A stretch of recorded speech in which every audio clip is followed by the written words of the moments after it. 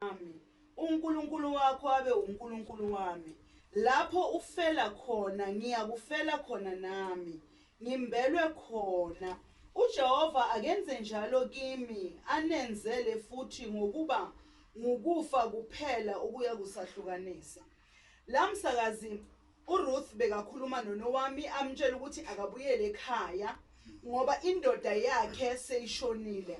Kodwa uRuth wathatha isinqumo wathi indoda ishonile, kodwa ubuhlobo abukapheli ngoba indoda seyishonile. uRuth watshela umamazala wakhe wathi la uya khona kula ngiya khona, la uyofela khona kula mina ngizofela khona, mina nawe siyohlukaniswa ukufa.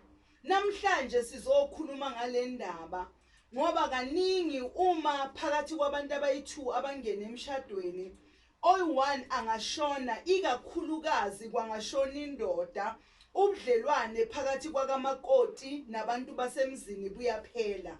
And babuphela uthola kuba nedrama eningi. Kodwa namhlanje sila ukuzoyicacisa ukuthi even biblically umakoti masekendile, uma sekuze kwathiwa umuntu wakampanza, akayoba wakampanza ngoba indoda iyaphila, kodwa noma indoda ingazindlula emhlabeni uyoqhubeka abe wakampanza, asiyotshintsha isibongo ngoba namhlanje indoda seyishonile. Kodwa indoda noma ingashona uyaqhubeka umuntu abe umama umpanza, uyaqhubeka umuntu aphile nabasekhakhakhe, uyaqhubeka umuntu abe nobudlelwane nabantu basemzini. Uma unkosikazi ashona, irrespective yokuthi indoda ihambe eqala noma ngabe kuunkosikazi ozohamba emva kwendoda, kodwa unkosikazi akakwazi ukuyongcwatshwa ekhaya kibo, kodwa fanele angcwatshwe kibo kandoda, angcwatshwe esibongweni ashadele kuso. Ngisho noma ngabe mhlawumbe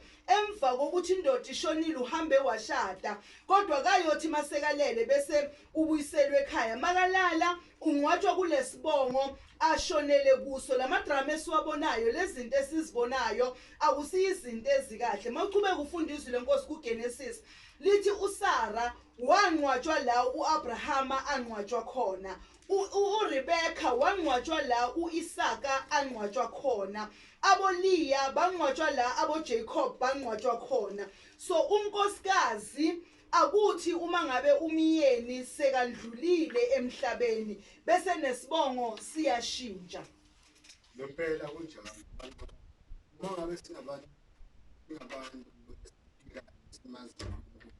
siyazi ukuthi kufanele lokho kwenzeke, ukuthi umuntu mangabe ethathiwe noma eshadiwe, ngempela isibongo sakhe sasishintshile salapho kulowo muzi, and kulowo muzi uyofika khona abe ngumntwana wakhona.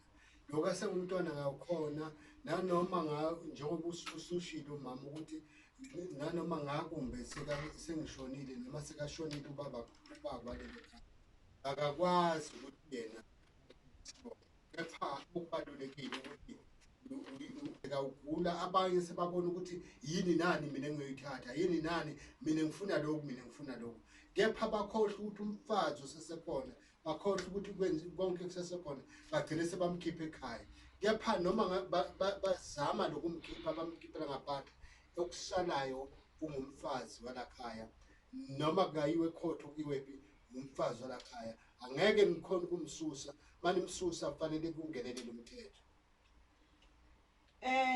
Ekumele ukuthi abantu bakwazi nekumele ukuthi baqonde, umshado is not a temporary phase ngoba laba ababili abashadile basaphila.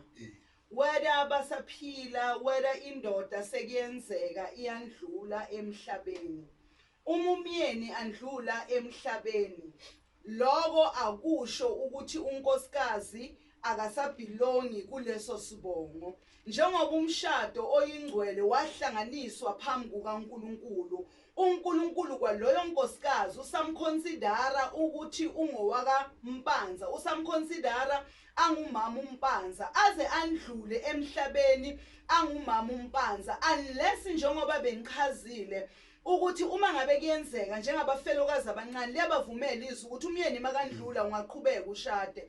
Uma kwenzeka in that scenario la umfelokazi omncane afike esigabeni la afuna ukushada khona ngene emshadweni, kodwa still kulesibongo azoshadela kuso yileso sibongo futhi azonqwatshwa kuso. So abasekhaya abaqonde, abazi, babe nengqondo ephusile ukuthi umuntu masekaganile uganile, and angeke siguqule lokho ngoba ugane ngoba ethandile ukuthi agane, akekho umphoqelele. So umndeni awukwazi ukungenelela umuntu masekalele badonsisane ngesidumbu sakhe, babangisane ngesidumbu sakhe kuze kubiza ukuthi kungena amaphoyisa nezibhamu, kuthukwane emathuneni, uthola abantu badonsisana kabuhlungu, babizana ngezinhlamba, baphulelana izimoto, kubangwa isidumbu somuntu osemshadweni.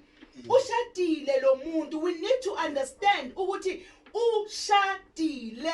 Immediately angena emshadweni oyingwele asayina phansi ukuthi mina nale ndoda sohlukaniswa ukufa. Umyeni masekandlulile emhlabeni, abakabonkosikazi abakwazi ukubuya bazoclaim isidumbu, akusise sabo, kodwa esalalo nkosikazi eshadele khona. Abombanza yibo abanelungelo lokuthi bafihle lethambo ngoba seyithambo labo, akuseseyithambo lakasibiya lalo nkosikazi aqhamuka khona. Angithi nalidli lobolo, angithi nina nathi nakho ubuhlobo, noma ngabe bona bebaqabana, noma ngabe bekuba nama challenge, kuba nobunzima, kuba nani, umndeni awungeni lapho. Awungeni umndeni uma ngabe lo nkosikazi indoda seyindlulile emhlabeni,